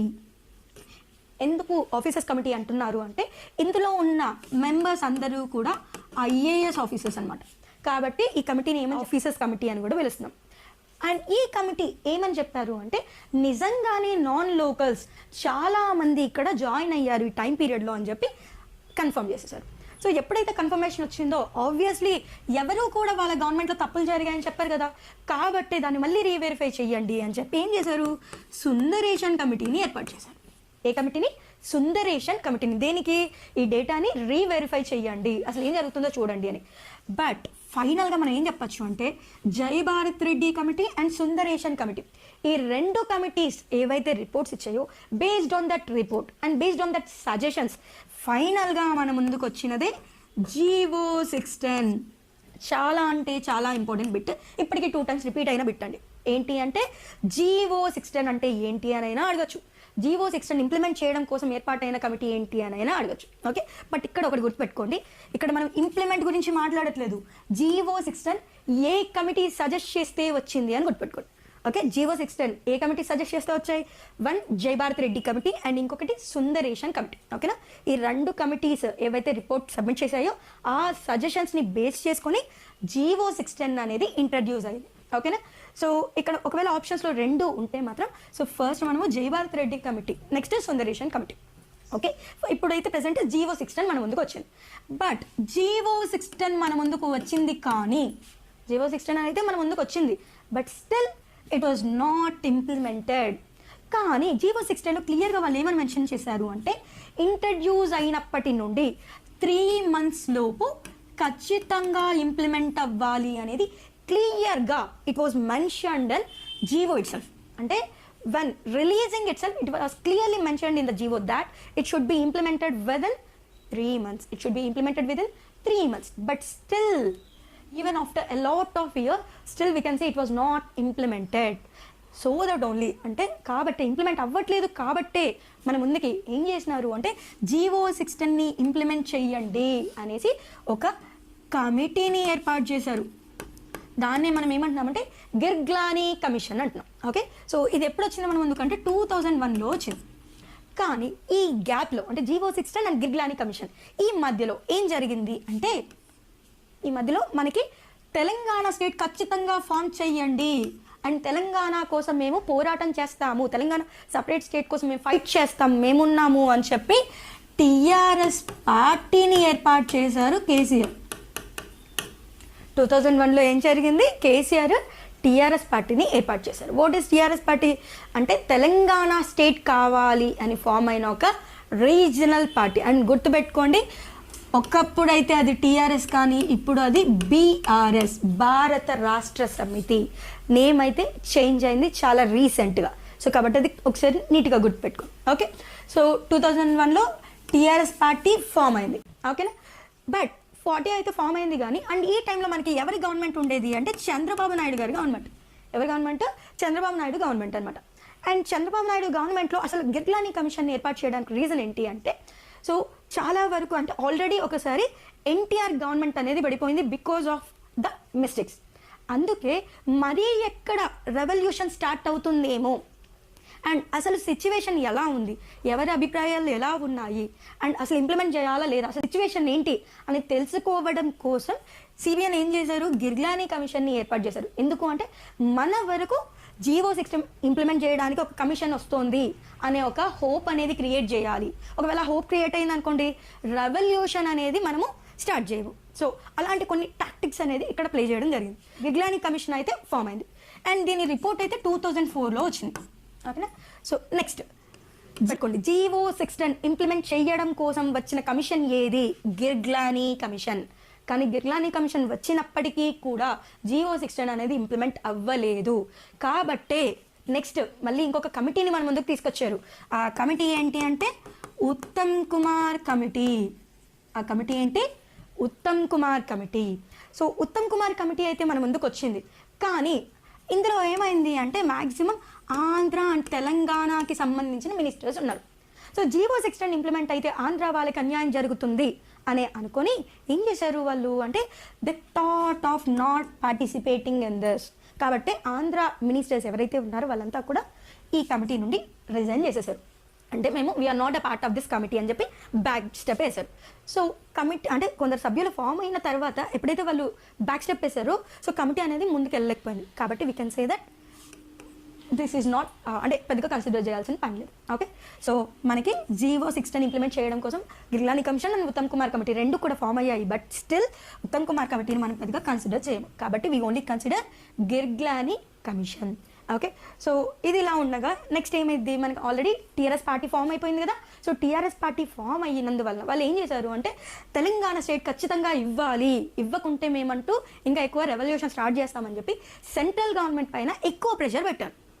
So ఆ ప్రెషర్ తట్టుకోలేక మన సెంట్రల్ గవర్నమెంట్ ఏం చేసింది, మన ముందుకి ఒక కమిటీని తీసుకొచ్చింది. ఆ కమిటీనే ప్రణబ్ ముఖర్జీ కమిటీ. ఏంటి? ప్రణబ్ ముఖర్జీ కమిటీ. సో ఇందులో మ్యాక్సిమం మినిస్టర్సే ఉన్నారండి. ప్రణబ్ ముఖర్జీ కమిటీలో మెంబర్స్ ఎవరు? మినిస్టర్స్ అనమాట. సో ఈ కమిటీ అయితే ఏం చేసింది, మొత్తానికి తెలంగాణ స్టేట్ ఇవ్వాలా ఏంటి అనేసి మొత్తం డీటెయిల్స్ అయితే గ్యాదర్ చేయడానికి మన ముందుకు వచ్చింది. అట్ ద సేమ్ టైం పొలిటికల్గా తెలంగాణ స్టేట్ ఇవ్వడం కోసం ఎన్ని పార్టీస్ యాక్సెప్ట్ చేస్తున్నాయి, ఎన్ని పార్టీస్ యాక్సెప్ట్ చేయట్లేదు, వాళ్ళ వ్యూస్ ఏంటి, వాళ్ళ సజెషన్స్ ఏంటి, ప్రతి ఒక్కటి కూడా గ్యాదర్ చేయడానికి మన ముందుకు వచ్చిందే ప్రణబ్ ముఖర్జీ కమిటీ. ఏంటి? Pranab Mukherjee committee. Okay, so ఈ కమిటీ కంప్లీట్ అయిన తర్వాత సో నెక్స్ట్ మన ముందుకు ఏమొచ్చింది, రోషయ్య కమిటీ వచ్చింది. ఎప్పుడు? 2006లో. ఓకే, సో ఈ కమిటీ మన ముందుకు ఎందుకు వచ్చింది అంటే ప్రణబ్ ముఖర్జీ కమిటీ రిపోర్ట్ ద్వారా వాళ్ళ క్లారిటీ వచ్చింది ఏంటి అంటే చాలామంది పొలిటికల్ పార్టీస్ తెలంగాణ స్టేట్ ఫార్మేషన్కి సపోర్ట్ చేస్తున్నాయని. యాక్చువల్లీ దాని రీజన్ ఏంటి అంటే కేసీఆర్ పొలిటికల్ పార్టీ యొక్క లీడర్స్ అందరి దగ్గరికి వెళ్ళి ఈ రిక్వెస్టెడ్ దమ్, ఏమని రిక్వెస్ట్ చేశారు, మాకు తెలంగాణ స్టేట్ రావడం వల్ల ఎలాంటి బెనిఫిట్స్ వస్తాయి, సో మేమేం సఫర్ అవుతున్నాము, ఇవన్నీ కూడా వాళ్ళకి చెప్పి మాకు సపోర్ట్ చేయండి అని చెప్పి రిక్వెస్ట్ చేశారు. కాబట్టే మన తెలంగాణ సపరేట్ స్టేట్ ఇవ్వండి అని చెప్పి సపోర్ట్గా ఇన్ఫర్మేషన్ అనేది వచ్చిందనమాట. అంటే సపోర్ట్ అనేది దొరికింది. అండ్ ఈ రిపోర్ట్ వల్ల ఇక్కడ మనకి 2006 అంటే మన సీఎం ఎవరు? వైఎస్ఆర్ అనమాట. సో ఆయన ఏం చేశారంటే తెలంగాణ స్టేట్ ఇంకా ఇవ్వాలి అనుకుంటున్నారు. సో ఒకవేళ తెలంగాణ స్టేట్ ఇస్తే సో స్టేట్ నుండి బైఫర్కేట్ అవుతుంది కాబట్టి మేనేజ్మెంట్ అనేది వాళ్ళు కరెక్ట్గా మేనేజ్ చేసుకోగలరా లేదా, అండ్ ఎలాంటి డిస్టర్బెన్సెస్ వస్తాయి, అసలు ఏం జరుగుతుంది, సో ఒక్కసారి ఫాలో అప్ చేయండి. ఒకవేళ కుదిరితే యునైటెడ్గా ఉండడానికి మనకి ఏమైనా రీజన్స్ ఉన్నాయా, సో ఇలాంటి సజెషన్స్ అన్నీ కూడా గ్యాదర్ చేయండి అని చెప్పి మన ముందుకి ఏమొచ్చింది, రోషయ్య కమిటీ వచ్చింది. But still we can see that Rosaiah committee is not that అంటే ఇన్ఫ్లుయెన్షియల్, అంటే నేను ఇంకా పక్కన పెట్టేసేది. సో నెక్స్ట్ మనం ఇక్కడ నుండి ఇంకెక్కడికి ఎంటర్ అయిపోతామంటే 2009. ఎక్కడికి? 2009. సో యాక్చువల్లీ ఇక్కడ ఇన్సిడెంట్స్ ఏం జరిగాయంటే మనకు అందరికీ తెలిసింది వైఎస్ఆర్ చనిపోయారు. సో ఎప్పుడైతే వైఎస్ఆర్ చనిపోయారో ఒక్కసారిగా ఆంధ్ర అండ్ తెలంగాణలో చాలా వరకు డిస్టర్బెన్సెస్ వచ్చేసాయి. వాటిని క్లియర్ చేయడం పెద్ద కష్టంగా ఉంది. ఇలాంటి టైంలో ఏం జరిగింది, మన కేసీఆర్ గారు ఎప్పటి నుంచో వెయిట్ చేస్తున్నారు తెలంగాణ స్టేట్ కావాలి అని. సో అలాంటి టైంలో ఇక్కడ ప్రణబ్ ముఖర్జీ కమిటీ కొంచెం ఫేవరబుల్గా వచ్చింది అండ్ రోషయ్య కమిటీని ఏర్పాటు చేశారు. సో కరెక్ట్గా తెలంగాణ మూమెంట్ అంటే తెలంగాణ సపరేట్ స్టేట్ వస్తుంది అన్న టైంలో ఈ వైఎస్ఆర్ చనిపోయారు అనే విషయం వల్ల ఎక్కడ మూమెంట్ అనేది స్టాప్ అయిపోతుందేమో, మనకి తెలంగాణ స్టేట్ రాకుండా ఆగిపోతుందేమో అని చెప్పి కేసీఆర్ 1 స్టెప్ ఫార్వర్డ్ వచ్చి ఏం చేశారు, ఆయన ఆల్రెడీ గొడవలు జరుగుతుంటే నేను ఆమరణ నిరాహార దీక్ష చేస్తాను అని ఒక అనౌన్స్మెంట్ ఇచ్చింది. ఎందుకు? తెలంగాణ కావాలి మాకు, ఒకవేళ మాకు తెలంగాణ ఇవ్వకపోతే నేను ఆమరణ నిరాహార దీక్ష చేస్తాను అని చెప్పి అఫీషియల్ స్టేట్మెంట్ అనేది రిలీజ్ చేశారనమాట. అండ్ ఈ స్టేట్మెంట్ వల్ల ఏమైంది, యాక్చువల్లీ ఆమరణ నిరాహార దీక్ష చేయాలి అని చెప్పి ఆయన అయితే స్టార్ట్ అయ్యారు. కానీ ఆయన వెళ్ళే టైంలో ఆన్ ద వే ఏం చేశారు, పోలీసులు వచ్చేసి నిరాహార దీక్ష చేయకూడదు అని చెప్పి ఆయన అరెస్ట్ చేసి ఖమ్మం జైల్లో వేశారు. బట్ స్టిల్ ఖమ్మం జైల్లో వేసినప్పటికీ కూడా ఆయన నేను తెలంగాణ కోసం పోరాటం చేస్తాను, ఖచ్చితంగా నేను నిరాహార దీక్ష చేస్తాను అని చెప్పి ఆయన నిరాహార దీక్ష స్టార్ట్ చేశారనమాట. సో అక్కడ నుండి మనకి ఏం స్టార్ట్ అయింది, 2009 నుండి అంటే next stage of Telangana movement అనేది స్టార్ట్ అయింది. సో ఎప్పుడైతే ఆయన నిరాహార దీక్ష చేయడం స్టార్ట్ చేశారు, సో చాలా వరకు బయట ఒక సైడ్ ఏమో వైఎస్ఆర్ చనిపోయారని అల్లర్లు ఎక్కువగా ఉన్నాయి, ఇంకొక సైడ్ ఏమో కేసీఆర్ తెలంగాణ మూమెంట్ కోసం ఫైట్ చేస్తున్నాడని చెప్పి ఈయన నిరాహార దీక్ష ఏదైతే ఉందో దాని ఇంపాక్ట్ ఇంకా ఎక్కువగా ఉంది. ఇలాంటి టైంలో ఎలాంటి డెసిషన్ తీసుకోవాలి, మనం ఏ డెసిషన్ తీసుకుంటే ఇక్కడ మన ప్రాబ్లం అనేది సెట్ అవుతుంది.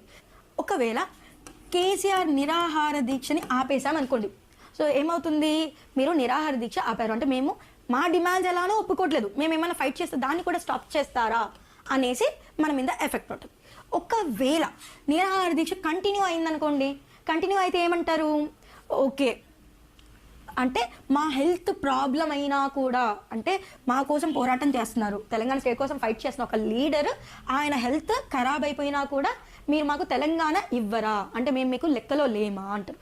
సో ఇలా అంటే ఆపినా కష్టమే, కంటిన్యూ చేసినా కష్టమే. కాబట్టి ఏం చేయాలో తెలియక ఏం చేసిండ్రు, వాళ్ళు మొత్తం పొలిటికల్ పార్టీలందరినీ గ్యాదర్ చేసిండ్రు. అంటే ఆల్ పార్టీ మీటింగ్ని కండక్ట్ చేసినారు. అంటే కేసీఆర్ నిరాహార దీక్ష ఎంత ఎఫెక్ట్ అనేది చూపించింది మనం చెప్పొచ్చు అనమాట. ఈ అంటే కేసీఆర్ని ఆపాలా ఆపకూడదా, ఏం చేద్దాం అని చెప్పి ఏం చేశారు. So the thought of gathering all the political parties, so in the name of all party meeting. అలా మన ముందుకి ఆల్ పార్టీ మీటింగ్ అనేది కండక్ట్ చేశారు. బట్ ఈ ఆల్ పార్టీ మీటింగ్ ఏదైతే జరిగిందో దానివల్ల మనం పెద్దగా ఇంపాక్ట్ అయితే లేదు. బట్ స్టిల్ ఏం చెప్పారు అంటే, సో కేసీఆర్ నిరాహార దీక్ష ఆపాలి అంటే we have only one option, that is Telangana process start అయింది అని ఒక అనౌన్స్మెంట్. బట్ ఈ టైంలో యాక్చువల్లీ ప్రెసిడెంట్ కానీ మన లీడర్స్ ఎవరైతే ఉన్నారో వాళ్ళు కొంచెం దూరంగా ఉండడం వల్ల సో ఇక్కడ ఎవరు ఎంటర్ అయ్యారు, చిదంబరం గారు ఎంటర్ అయ్యారు. సో చిదంబరం ఏం చేశారు అంటే, సరే ఈ సిచ్యువేషన్ కంట్రోల్ చేయాలి కదా అని చెప్పి ఒక అఫీషియల్ స్టేట్మెంట్ మన ముందుకు తీసుకొచ్చారు. ఆ అఫీషియల్ స్టేట్మెంట్ ఏంటి, తెలంగాణ సపరేట్ స్టేట్ క్రియేట్ చేసే ప్రాసెస్ అనేది స్టార్ట్ చేస్తున్నాము అనేసి ఒక అఫీషియల్ స్టేట్మెంట్ అనేది తీసుకొని వచ్చారు. And because of this official statement and at the same time ఇంకొకటి ఏం జరిగింది, ఈ అఫీషియల్ స్టేట్మెంట్ వల్ల మన వాళ్ళైతే ఓకే అంటే ఏంటి, కేసీఆర్ నిరాహార దీక్ష ఆపారు, at the same time Telangana వస్తుందని చెప్పి మనం మస్తు ఖుషి అయిపోయాం. కానీ ఏం జరిగింది అంటే సమైక్యాంధ్ర మూమెంట్ స్టార్ట్ అయింది. అంటే ఇక్కడ మూమెంట్ స్టాప్ అయితే ఆంధ్రలో అంటే రాయలసీమ అండ్ కోస్తాంధ్ర ఉంది కదా, అక్కడ మూమెంట్ స్టార్ట్ అయింది. అండ్ దాన్ని మనం ఏమంటాం, సమైక్యాంధ్ర మూమెంట్. సో ఇందులో భాగంగా ఏమైంది అంటే మినిస్టర్స్, ఎమ్మెల్యేస్ అంటే పొలిటికల్ లీడర్స్ వాళ్ళంతా రిజిగ్నేషన్ చేస్తామని చెప్పి బెదిరించడం. సో సమైక్యాంధ్ర మూమెంట్లో ఎప్పుడైతే వీళ్ళు రిజైన్ చేస్తాము అని చెప్పి మన పొలిటికల్ సినారియో అంటే సెంట్రల్ గవర్నమెంట్ని పూర్తిగా బెదిరించడం అనమాట. At the same time different designation అంటే డిజిగ్నేషన్తో పని లేకుండా లాయర్స్ అవ్వచ్చు, టీచర్స్ అవ్వచ్చు, స్టూడెంట్స్ అవ్వచ్చు, ఆటో డ్రైవర్స్ ప్రతి ఒక్కరూ కూడా ఈ మూమెంట్లో ఇన్వాల్వ్ అయ్యారు. ఇందులో సమైక్యాంధ్ర మూమెంట్లో. సో ఒక్కసారిగా అంటే చిదంబరం స్టేట్మెంట్ అనేది ఒక్కసారిగా మన దగ్గర మూమెంట్ స్టాప్ చేసింది, కానీ ఆంధ్రాలో మూమెంట్ స్టార్ట్ అయ్యేలాగా చేసింది. సో ఇలాంటి టైంలో ఇంకా వేరే ఆప్షన్ లేక ఏం చేశారు అంటే చిదంబరం ఏదైతే స్టేట్మెంట్ ఇచ్చారో దాన్ని వెనక్కి తీసుకున్నారు. అంటే ప్రస్తుతానికి తెలంగాణ స్టేట్ పైన ఎటువంటి యాక్షన్ తీసుకోవట్లేదు, అంటే తెలంగాణ స్టేట్ ప్రాసెస్ స్టార్ట్ అవుతుంది అన్నాం కదా. So that process will not be started for some time, అంటే ప్రస్తుతానికి మాత్రం ఎటువంటి ప్రాసెస్ స్టార్ట్ అవ్వదు అని ఒక అఫీషియల్ స్టేట్మెంట్ ఇచ్చారు. అండ్ ఈ అఫీషియల్ స్టేట్మెంట్ అనేది మళ్ళీ ఒక డిఫరెంట్ మూమెంట్ని గ్యాదర్ చేసింది. అంటే సీమాంధ్ర ఎమ్మెల్యేలు, ఎంపీలు ఉన్నారు కదా, వాళ్ళంతా వాళ్ళ రిజిగ్నేషన్లని వెనక్కి ఇచ్చేశారు. అంటే మేము రిజిగ్నేషన్ ఇచ్చేసాం కదా, వాళ్ళు వెనక్కి తీసుకున్నారనమాట. అండ్ మూమెంట్ స్టాప్ అయిపోయింది. బట్ తెలంగాణ మినిస్టర్స్ రిజిగ్నేషన్లు ఇవ్వడం స్టార్ట్ చేశారు. అంటే ఇప్పుడు ఏమైంది, సీమాంధ్రలో పొలిటికల్ లీడర్స్ రిజిగ్నేషన్లు వెనక్కి తీసుకున్నారు, కానీ తెలంగాణ పొలిటికల్ లీడర్స్ రిజిగ్నేషన్ ఇవ్వడం స్టార్ట్ చేశారు. అండ్ ఇక్కడ స్టూడెంట్స్ మూమెంట్ స్టార్ట్ చేశారనమాట. అంటే ఇంత ఫైట్ చేస్తే కూడా మీరు మాకు మూమెంట్ అంటే తెలంగాణ సపరేట్ స్టేట్ ఇవ్వరా అని చెప్పి. సో ఇలాంటి పొలిటికల్ సినారియోలో వేరే ఆప్షన్ లేక ఎప్పుడైతే మేము తెలంగాణ ఇవ్వడానికి ప్రస్తుతానికి అంటే తెలంగాణ సెకండ్ స్టేట్మెంట్ ఉంది కదా, ఎటువంటి యాక్షన్ తీసుకోవట్లేదు అని చెప్పి ఆ సెకండ్ స్టేట్మెంట్ ఎప్పుడైతే వచ్చిందో ఇండివిజువల్గా ఫైట్ చేస్తుంటే వీళ్ళు మనల్ని కేర్ చేయట్లేదు, కాబట్టి మనం అంతా కలిసి ఫైట్ చేద్దాము అని చెప్పి ఒక పొలిటికల్ పార్టీని ఫామ్ చేశారు. దాన్ని మనం ఏమంటాం, Telangana political joint action committee. అంటే తెలంగాణ పొలిటికల్ లీడర్స్ అంతా కలిసి ఏం చేశారు, జాయింట్ యాక్షన్ కమిటీని ఏర్పాటు చేశారనమాట. And this Telangana political joint action committee చాలా అంటే చాలా ప్రోగ్రామ్స్ జరిగాయి. అంటే ఎలాంటివి, million march, non cooperation movement, పల్లె పల్లె పట్టాలపైకి, తెలంగాణ మార్చ్, సడక్ బంద్, సంసద్ యాత్ర, ఇలా మనకి చాలా అంటే చాలా ఈవెంట్స్ అనేటివి Telangana political joint action committee అండర్లో జరిగాయి. Okay. And at the same time next ఇన్ని ఈవెంట్స్ జరుగుతున్నప్పటికీ కూడా still there is no much response. కాబట్టి మన వాళ్ళు ఏం చేశారు ఈ గ్యాప్లో, అంటే ఈ మూమెంట్స్ అనేవి సీక్వెన్షియల్గా జరిగిపోతూనే ఉన్నాయి. అంటే వంట వార్పు లేదా ఇలాంటివన్నీ కూడా అంటే నాన్ కోఆపరేషన్ మూమెంట్ కానీ ఇవన్నీ సీక్వెన్షియల్గా జరుగుతూ ఉన్నాయి. సో ఈ మూమెంట్స్ అన్ని లైక్ మనం ఏం చెప్పచ్చు అంటే 2010 నుండి 2014 వరకు ఇవి సీక్వెన్షియల్గా జరిగే మూమెంట్స్. ఓకేనా. సో ఇవి కాకుండా మనం ఈ ఆర్డర్లో వెళ్ళాలి అంటే నెక్స్ట్ ఏం చేశారు, శ్రీకృష్ణ కమిటీని ఏర్పాటు చేశారు. అంటే ఇంతగా మనం ఈవెంట్స్ చేసినప్పటికీ స్టిల్ తెలంగాణ స్టేట్ ఇవ్వట్లేదు అని మనం ఫైట్ చేస్తున్నాం కదా, కాబట్టే అసలు తెలంగాణ ఇస్తే ఏంటి, ఇవ్వకపోతే ఏంటి, ఆంధ్రప్రదేశ్ కలిసే ఉంటే ఏమవుతుంది, కలవకపోతే ఏమవుతుంది, ఇలా తెలంగాణలో ఎటువంటి వ్యూస్ ఉన్నాయి, వాళ్ళ ఒపీనియన్స్ ఏంటి, వాళ్ళ సజెషన్స్ ఏంటి, ఆంధ్రాలో ఎటువంటి ఒపీనియన్స్ ఉన్నాయి, వాళ్ళ వ్యూస్ సజెషన్స్ ఇవన్నీ గ్యాదర్ చేసుకొని రండి అనేది ఫామ్ చేయండి. ఫైనల్గా ఏం చేశారంటే శ్రీకృష్ణ కమిటీని అపాయింట్ చేశారు. బట్ శ్రీకృష్ణ కమిటీ రిపోర్ట్ అయితే ఓకే, బట్ ఏదైతే రిపోర్ట్ ఇచ్చిందో ఆ రిపోర్ట్లో మ్యాక్సిమం ఏం చెప్తూ ఉన్నారు అంటే అయితే యునైటెడ్గా ఉండండి, లేదా రాయల తెలంగాణ ఏర్పాటు చేసుకోండి, రాయల తెలంగాణకి హైదరాబాద్ క్యాపిటల్, లేదు అంటే లైక్ ఏంటి Andhra separate Telangana separate and హైదరాబాద్ని యూనియన్ టెరిటరీ చేయండి. సో ఇలా మనకి డిఫరెంట్ ఒపీనియన్స్ అయితే తీసుకొని వచ్చారు. బట్ ఏ ఒపీనియన్ కూడా మనకి పెద్దగా నచ్చలేదన్నమాట. అండ్ ఇందులో ఇంకొక ఒపీనియన్ ఉంది, ఏంటి అంటే ఆంధ్ర అండ్ తెలంగాణని బౌండరీస్ని బేస్ చేసుకొని సపరేట్ చేయండి అండ్ తెలంగాణకి హైదరాబాద్ని క్యాపిటల్ ఇస్తూ ఆంధ్రాకి కొత్త క్యాపిటల్ని అలాట్ చేసుకోండి అని.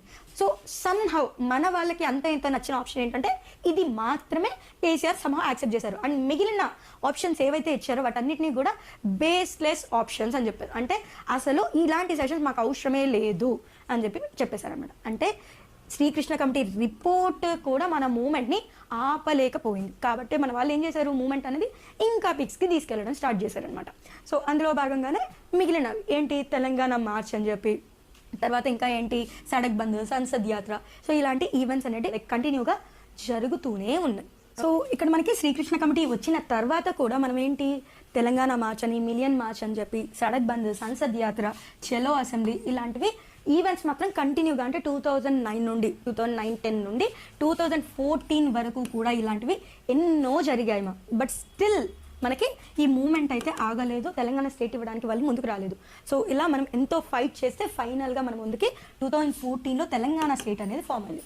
So at the same time ఇంకా మన ముందుకి ఏం జరిగింది అంటే ఆల్ పార్టీ మీటింగ్ని కూడా కండక్ట్ చేశారు. సో 2012లో ఇంకొకసారి ఆల్ పార్టీ మీటింగ్ అనేది కండక్ట్ చేశారు. ఎందుకు అంటే ఇంతగా అంటే మూమెంట్ అనేది బీభత్సంగా జరుగుతూ ఉంది, అసలు తెలంగాణ ఇవ్వకపోతే ఇంకేమైపోతుందో అన్న ఉద్దేశంతో అసలు ఇవ్వాలా లేదా, అసలు ఏంటి ఇద్దామా అని చెప్పి మళ్ళీ ఇంకొకసారి ఆల్ పార్టీ మీటింగ్ అనేది కండక్ట్ చేశారు. బట్ స్టిల్ అంటే పెద్దగా డిఫరెన్సెస్ అయితే లేదు. ఒకప్పుడు కేసీఆర్ టైంలో ఏదైతే ఆల్ పార్టీ మీటింగ్ జరిగిందో దానికి అండ్ 2012 టైంలో ఆల్ పార్టీ మీటింగ్ జరుగుతుందో ఇక్కడికి పెద్దగా ఒపీనియన్స్ అయితే మారలేదు. Same type of decisions, same type of opinions అనేది క్యారీ ఫార్వర్డ్ అయింది. సో ఫైనల్గా ఇంకా వేరే ఆప్షన్ లేక మన ముందుకు కాంగ్రెస్ వర్కింగ్ కమిటీ రెజల్యూషన్ వచ్చింది. Congress working committee resolution. So ఆ రెజల్యూషన్ ఏంటి అంటే, సో ఇక్కడ మనకు కొంచెం నచ్చిన పాయింట్స్ ఏంటి, తెలంగాణ స్టేట్ని ఫామ్ చేస్తూ దట్ ఈస్ విత్ 10 డిస్ట్రిక్ట్స్తో కూడిన తెలంగాణ స్టేట్ని ఏర్పాటు చేద్దాము అనేసి. అండ్ నెక్స్ట్ హైదరాబాద్ అనేది ఫర్ 10 years కామన్ క్యాపిటల్గా ఉంటుంది అని చెప్పారు. అలానే పోలవరం ప్రాజెక్ట్కి నేషనల్ స్టేటస్ ఇవ్వాలి అని. సో ఇలా మనకి కాంగ్రెస్ వర్కింగ్ కమిటీ రెజల్యూషన్ అనేది మన ముందుకు వచ్చింది. సో ఈ రెజల్యూషన్ కూడా ఎప్పుడు అంటే ఎన్నో ఈవెంట్స్ జరిగి తెలంగాణ ఆంధ్రాలో ఫైట్స్ జరుగుతూ ఉంటే ఇంకా వేరే ఆప్షన్ లేక ఫైనల్గా తీసుకున్న ఒక డెసిషనే ఈ రెజల్యూషన్ అనమాట. సో ఈ రెజల్యూషన్ ఎప్పుడైతే వచ్చిందో స్టిల్ డిఫరెంట్ ఒపీనియన్స్ అనేటివి ఉన్నాయి. సో డిఫరెంట్ ఒపీనియన్స్ ఉండడం వల్ల ఏం చేశారు అంటే యాంటోనీ కమిటీని ఏర్పాటు చేశారు. Anthony committee. సో ఈ యాంటోనీ కమిటీని ఎందుకు ఏర్పాటు చేశారు అంటే బైఫర్కేషన్ బేస్ చేసుకొని సీమాంధ్ర యొక్క పొలిటికల్ లీడర్స్ వ్యూస్ ఎలా ఉన్నాయి అంటే ఆంధ్ర తెలంగాణ బైఫర్కేషన్ జరుగుతుంది కదా. సో బైఫర్కేషన్ పైన సీమాంధ్ర అంటే రాయలసీమ అండ్ కోస్టల్ ఆంధ్ర యొక్క పొలిటికల్ లీడర్స్ ఎవరైతే ఉన్నారో వాళ్ళ వ్యూస్ ఏంటి, వాళ్ళ సజెషన్స్ ఏమన్నా ఉన్నాయా, వాళ్ళ ఒపీనియన్స్ ఏంటి గ్యాదర్ చేయండి అని చెప్పి యాంటోనీ కమిటీని ఏర్పాటు చేశారు. Okay. And under Anthony committee అంటే ఈ ఇన్ఫర్మేషన్ అంతా గ్యాదర్ చేసిన తరువాత అండర్ యాంటోనీ కమిటీ మనకి గ్రూప్ ఆఫ్ మినిస్టర్స్ని ఏర్పాటు చేసుకున్నారు. సో ఎవరు అండర్ యాంటోనీ ఓకేనా. సో యాంటోనీ అప్పటి డిఫెన్స్ మినిస్టర్. సో ఆయన అండర్లో ఎవరు ఫామ్ అయ్యారు, గ్రూప్ ఆఫ్ మినిస్టర్స్ ఫామ్ అయ్యారు. సో ఈ గ్రూప్ ఆఫ్ మినిస్టర్స్ యొక్క డ్యూటీ ఏంటి అంటే సో తెలంగాణ ఇవ్వాలి అంటున్నారు కదా అనేసి ఒక బిల్ అనేది వీళ్ళు ప్రిపేర్ చేయడానికి మన ముందుకు వచ్చారనమాట. సో అలా మన ముందుకి తెలంగాణ డ్రాఫ్ట్ బిల్ అనేది మన ముందుకు వచ్చింది.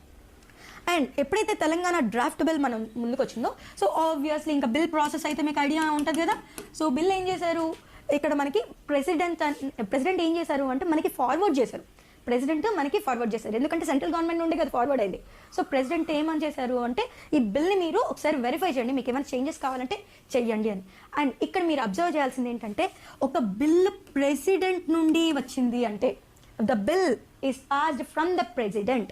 ఆ బిల్ని మనము రిజెక్ట్ చెయ్యలేము, అయితే మహా అంటే చేంజెస్ చేయగలం కానీ రిజెక్ట్ అయితే చెయ్యలేము. ఇదైతే గుర్తుపెట్టుకోండి. సో అలా మన ముందుకి ఒక డ్రాఫ్ట్ బిల్ అయితే వచ్చింది. సో డ్రాఫ్ట్ బిల్ గురించి ఆబ్వియస్లీ డిస్కషన్స్ అయితే చాలానే జరిగాయి. అంటే ఎలా అంటే బిల్ అయితే వచ్చింది కానీ ఎక్కడ కూడా పెద్దగా ఏంటి ఆంధ్ర తెలంగాణ ఒకరినొకరు తిట్టుకోవడంలోనే అక్కడ అయిపోతుంది. అంటే ఏంటి బిల్ పాస్ అవ్వాలి అని తెలంగాణ వాళ్ళు అండ్ బైఫర్కేషనే అవసరం లేను అని ఆంధ్రాకి సంబంధించిన పొలిటికల్ లీడర్స్ మధ్య డిస్టర్బెన్సెస్ చాలా ఎక్కువగా ఉండడం వల్ల బిల్కి సంబంధించి ఓటింగ్ కాదు కదా డిస్కషన్ కూడా జరగలేదు.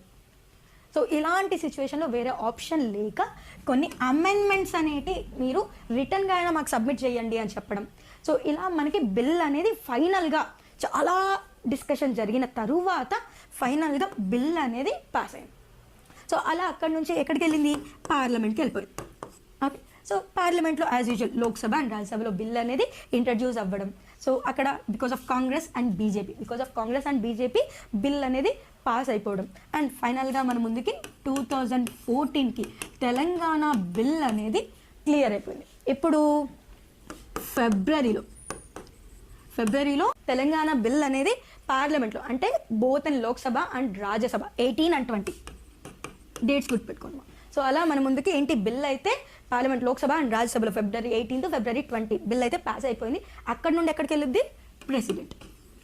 సో ఫైనల్గా ప్రెసిడెంట్ యాక్సెప్ట్ అనేది మనకి మార్చ్లో యాక్సెప్ట్ అనేది జరిగింది. సో ప్రెసిడెంట్ ఎప్పుడైతే యాక్సెప్ట్ అయ్యాడో it was converted into Telangana act, అంటే ఏపీ బైఫర్కేషన్ యాక్ట్గా అది చేంజ్ అయిపోవడం జరిగింది. సో అక్కడ నుండి ఒక అనౌన్స్మెంట్ ఏమని, from June 2nd onwards Telangana state అనేది అఫీషియల్గా ఫామ్ అవుతుంది, ఇట్ వుడ్ బి ఫార్మ్డ్ అని. అండ్ ఇక్కడ మనకి ఒక క్వశ్చన్ కూడా అడిగే ఛాన్స్ ఉంటుంది, ఏంటి అంటే అపాయింటెడ్ డే ఏంటి అని.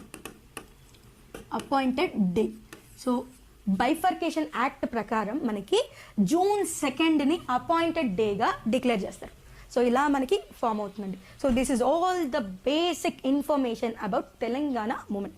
సో అపార్ట్ ఫ్రమ్ దిస్ మనకి 1969లోనే సీక్వెన్షియల్గా నక్సలైట్ మూవ్మెంట్ కూడా జరుగుతుందన్నమాట.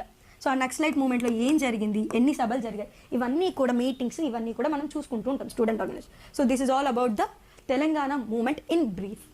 సో ఇలా ఒకవేళ మీరు ప్రిపేర్ అవ్వగలిగారు అనుకోండి, ఒక స్టోరీ అనేది ఎక్కడ స్టాప్ అవ్వకుండా కంప్లీట్ పిక్చర్ అనేది తెలంగాణ మూమెంట్ గురించి ఐడియా ఉంటుంది.